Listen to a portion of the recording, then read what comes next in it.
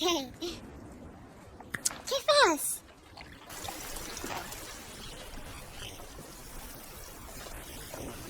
Nah, alur film kali ini akan berkisah tentang kehidupan bumi yang begitu sekarat akibat badai matahari, menyisakan dua manusia yang tersisa hidup. Apakah manusia di bumi pada film ini akan punah atau bisa kembali berkembang biak untuk memulai kembali peradaban seperti semula? Oke, tanpa lama-lama kita masuk ke filmnya. Berlatar di Catalunya, Spanyol. Berita tentang datangnya badai matahari telah membuat banyak orang menjadi khawatir. Fenomena yang diramalkan bakal berlangsung dalam waktu dekat itu ternyata berbeda dengan badai matahari yang pernah terjadi sebelum-sebelumnya, di mana kali ini badai matahari yang sangat dahsyat berpotensi merusak tanaman kehidupan di bumi dan seisinya. Saking hebatnya, sejumlah satelit yang mengudara mengitari bumi pun dilaporkan telah rusak akibat radiasi dari badai matahari yang akan muncul.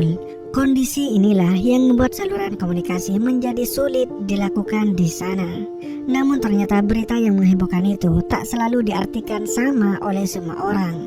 Beberapa di antaranya bahkan meyakini jika fenomena yang akan terjadi nanti bukanlah badai matahari biasa, melainkan kedatangan dari makhluk luar angkasa yang mungkin saja akan merusak kehidupan di bumi.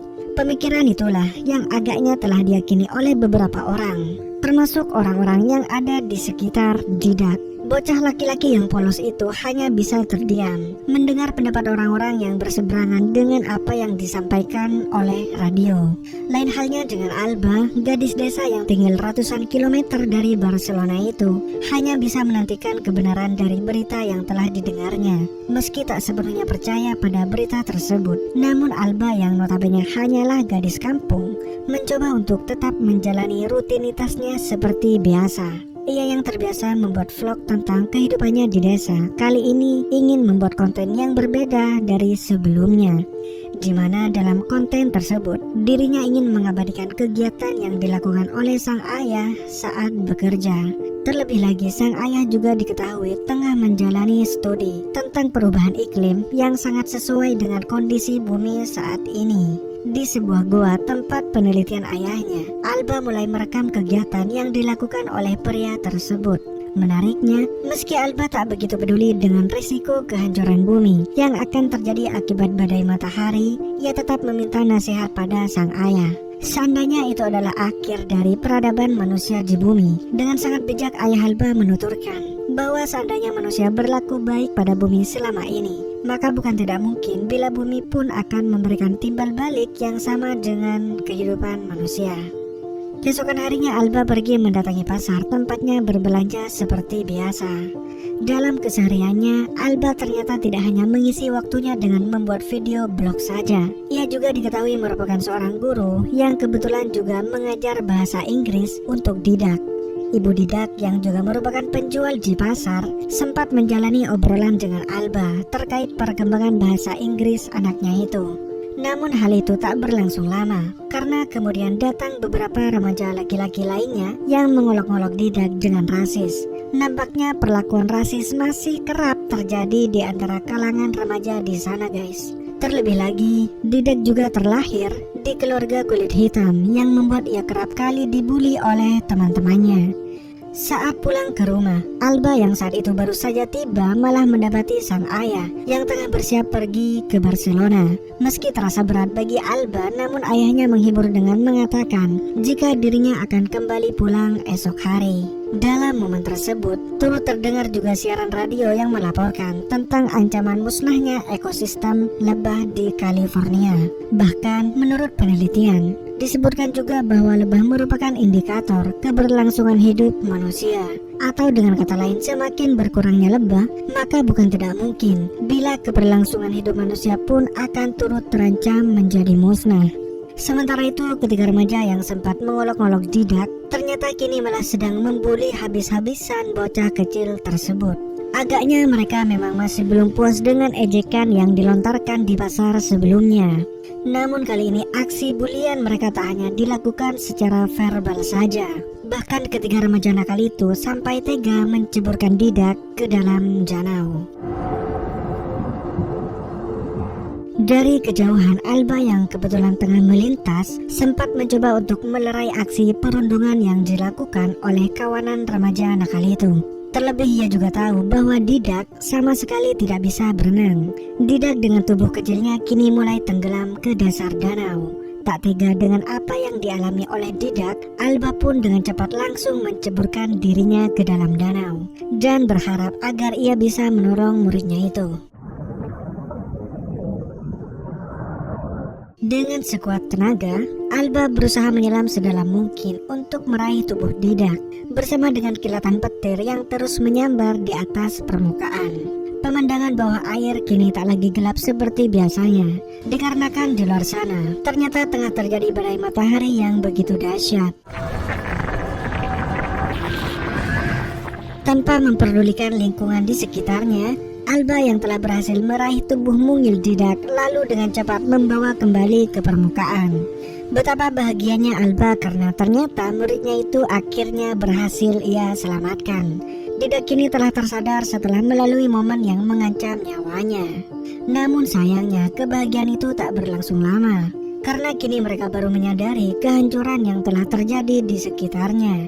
Pemandangan memilukan tepat di hadapan Alba dan Didak. Suhu panas di permukaan bumi ternyata telah menghancurkan semua makhluk hidup yang ada di sana.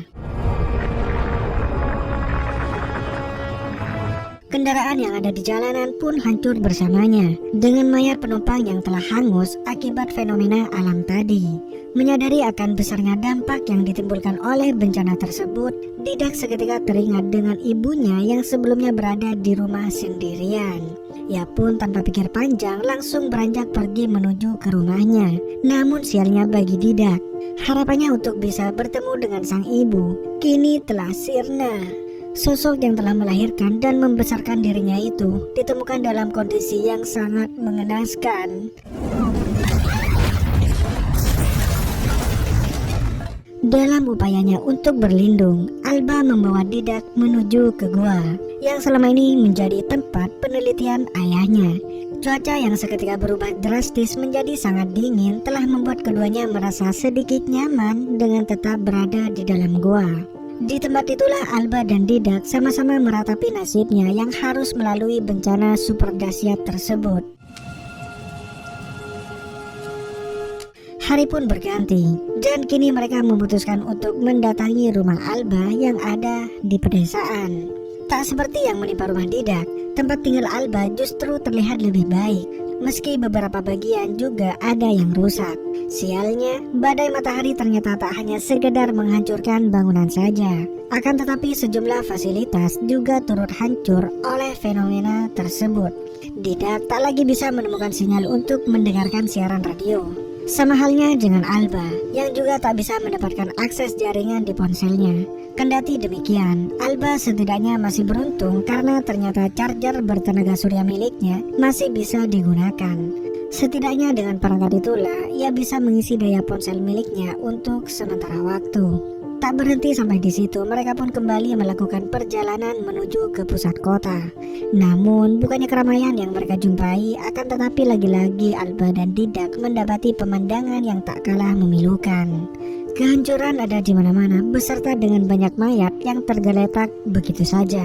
Menyadari perjalanan tak bisa diteruskan hanya dengan berjalan kaki, Alba lalu berinisiatif untuk menggunakan motor yang terbengkalai di sana. Namun alih-alih membantu gurunya dengan mendorong motor tersebut, Didak malah tak sengaja membuat Alba menjadi terjatuh berat. Alhasil gadis itu pun mendapatkan luka goresan besi di perutnya. Tanpa mereka sadari, luka akibat terjatuh tadi ternyata bukan sekedar luka gores yang bisa dengan cepat pulih dengan sendirinya. Didak yang tak tega melihat kondisi Alba lantas memberinya kompres sebagaimana yang biasa dilakukan oleh mendiang ibunya. Bahkan bocah kecil itu sampai berjanji akan melakukan apa saja agar Alba bisa kembali pulih. Menyadari adanya luka infeksi di perutnya, Alba lalu terlintas akan obat antibiotik yang diyakini bisa menyembuhkan penyakitnya tersebut. Mendengar hal itu, Didak yang tak ingin hal buruk menimpa Alba lalu tanpa pikir panjang langsung berlari menuju pusat kota dengan harapan agar ia bisa pulang dengan membawa antibiotik untuk gurunya itu. Meski harus melewati jalanan yang gelap dan sepi, Didak akhirnya berhasil mendapatkan antibiotik itu guys, sebagaimana yang sempat disebutkan oleh Alba sebelumnya. Dengan sepengetahuan yang minim tentang penggunaan obat, Didak dengan nekat menyuntikkan antibiotik itu ke lengan Alba, sembari terus berharap agar gurunya itu bisa segera sadar dan pulih dari sakitnya. Dan keesokan harinya, Didak yang telah bosan sendirian lalu berinisiatif untuk kembali mengunjungi rumah lamanya. Di tempat itulah ia mengenang lagi memori lamanya bersama mendiang sang ibu, sembari memandangi kondisi rumah yang telah hancur. Tak hanya itu saja, Didak juga mengunjungi bengkel yang dulu biasa disinggahinya, termasuk melihat-lihat kondisi traktor yang biasa menjadi tempatnya bermain dikala itu. Di hari berikutnya, apa yang telah diharapkan oleh Didak pun akhirnya terwujud.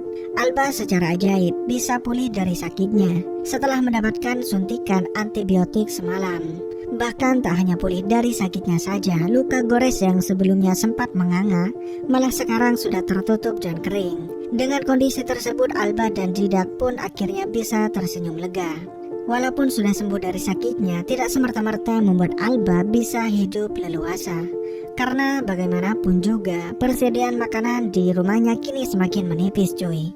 Atas alasan itulah, Alba mulai berpikir untuk pergi ke Barcelona, menyusul sang ayah, atau setidaknya demi mencari harapan hidup baru yang lebih baik.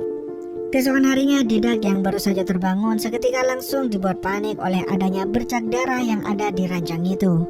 Ditambah lagi dengan tidak adanya Alba di sampingnya. Sontak saja bocah laki-laki itu pun langsung bergegas keluar rumah mencari keberadaan Alba. Namun tampaknya bekas darah yang ada di ranjang tadi bukanlah berasal dari luka di tubuh Alba, melainkan darah tersebut hanyalah siklus menstruasi biasa yang dialami oleh Alba seperti wanita dewasa pada umumnya.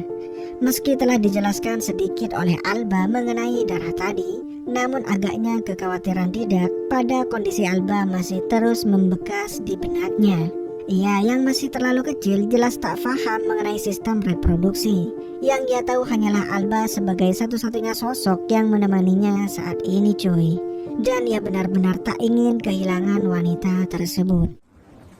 Kifas! Alasan inilah yang juga telah mendorong Didak untuk menggunakan senapan yang ia temukan di dalam mobil polisi. Tujuannya sudah pasti adalah demi melindungi Alba dari bahaya.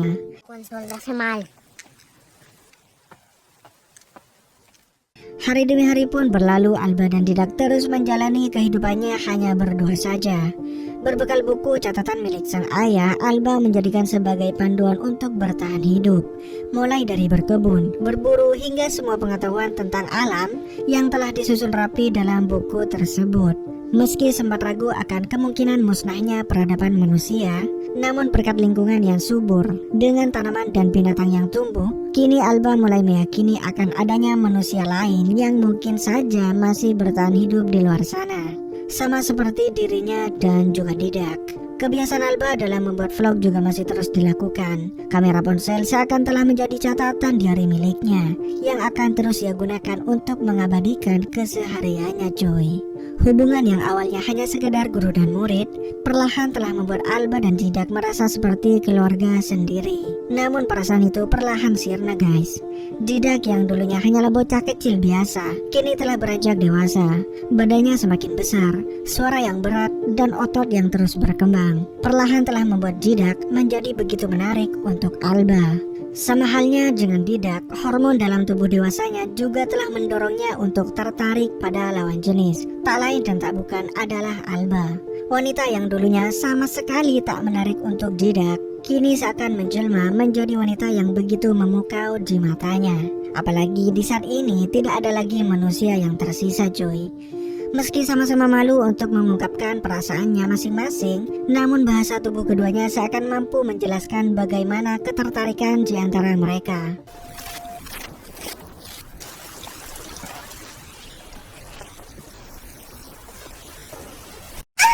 Dan di suatu malam, hujan disertai badai membuat suasana di sekitar rumah Alba menjadi mencekam.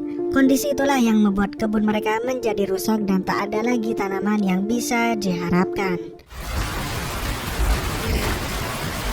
Keesokan harinya mereka sepakat untuk pergi meninggalkan tempat itu untuk mencari kehidupan yang lebih baik. Didak akhirnya nekat mengoperasikan traktor dari bengkel masa kecilnya. Dengan traktor itulah ia lalu mengajak Alba untuk berpetualang dan mencari rumah yang baru. Comenzando el nuestro viaje en busca de respuestas.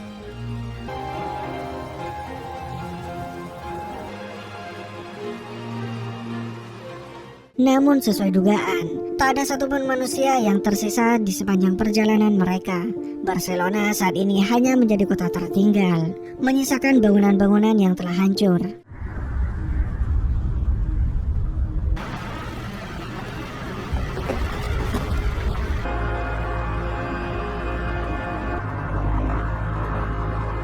Kendaraan yang terbengkalai serta sisa-sisa mayat manusia yang tinggal tulang belulang. Pemandangan serupa juga turut mereka dapati di Stadion Camp Nou. Markas dari tim raksasa Eropa itu bahkan kini hanya menyisakan sebagian tribun yang hancur, dengan tanah lapang tanpa rumput di atasnya.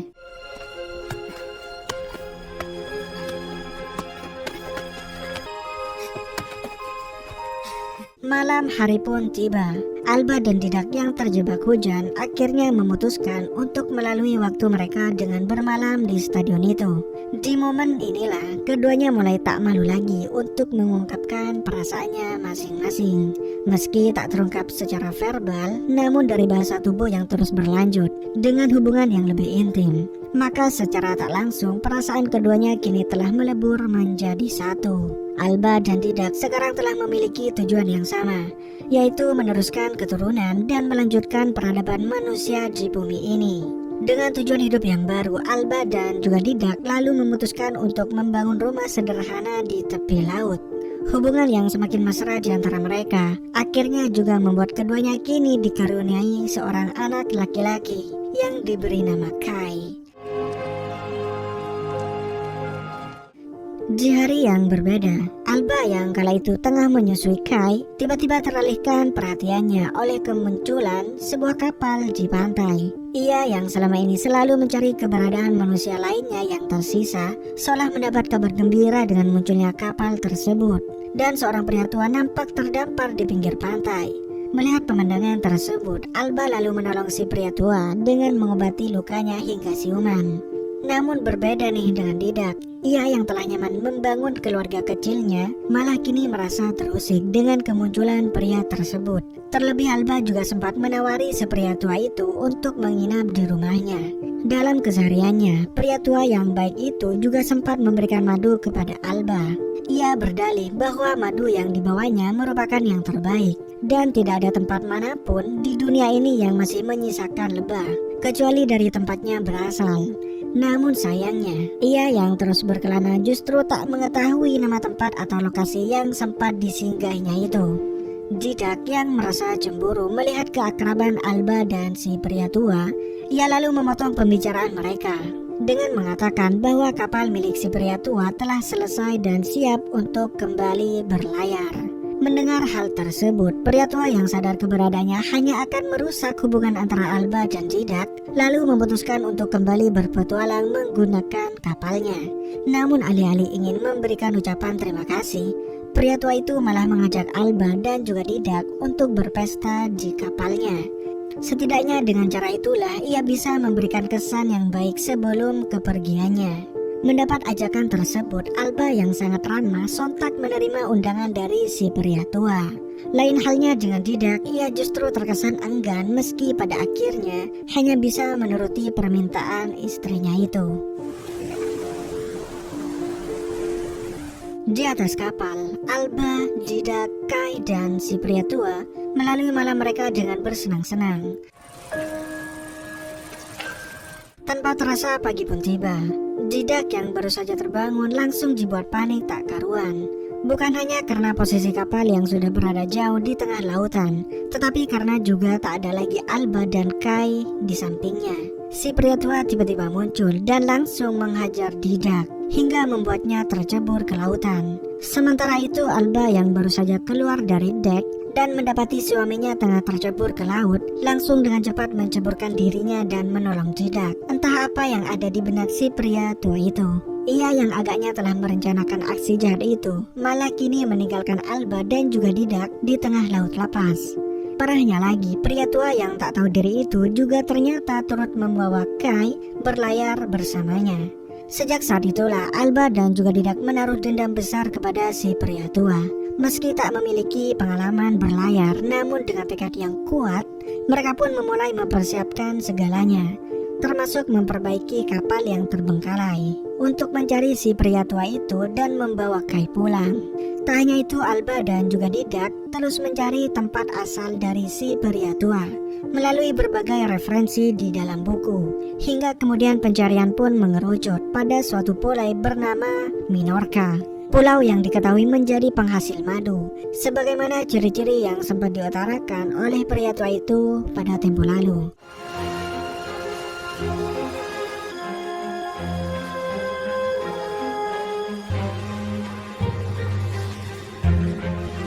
Pelayaran yang mereka lakukan pun mulai membuahkan hasil. Lebah yang terbilang langka kini mulai bisa terlihat. Bahkan Alba dan Didak juga berhasil menemukan kapal milik si pria tua di sekitaran Pulau Minorca.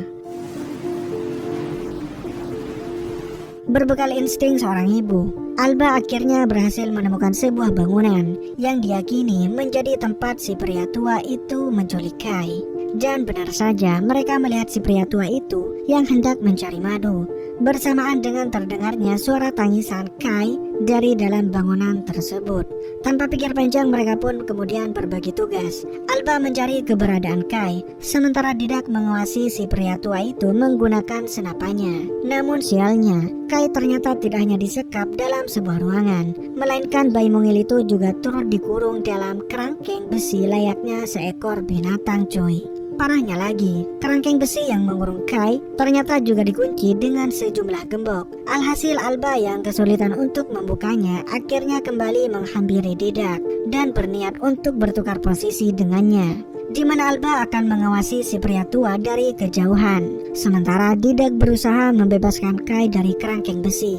Namun siapa sangka guys, Alba yang sempat lengah dalam mengawasi si pria tua malah kini kehilangan targetnya. Pria tua tersebut secara mengejutkan muncul dari balik tembok dan langsung menangkap Alba. Didak yang kembali untuk mengecek kondisi Alba malah harus tertunduk karena ditodong oleh senapannya sendiri. Alhasil Alba dan Didak kini menjadi tawanan dari si pria tua. Dalam kondisi terikat itulah Alba dan juga Didak kini hanya bisa pasrah sembari terus mendengarkan tangisan Kai dari kejauhan. Alba yang tak tega dengan kondisi Kai lalu memohon pada si pria tua untuk melepaskannya. Ia berdalih saat ini Kai sedang membutuhkan asupan ASI dari dirinya. Mendengar permintaan tersebut, pria tua yang merasa iba lalu melepaskan Alba untuk menyusui Kai.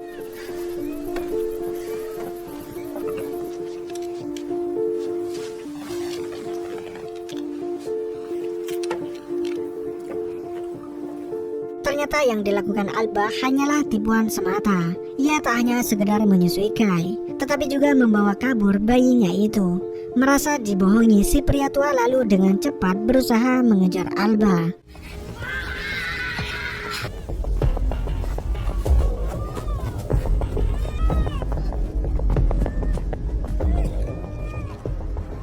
Hingga kemudian ia pun berhasil mendapati keberadaan wanita itu.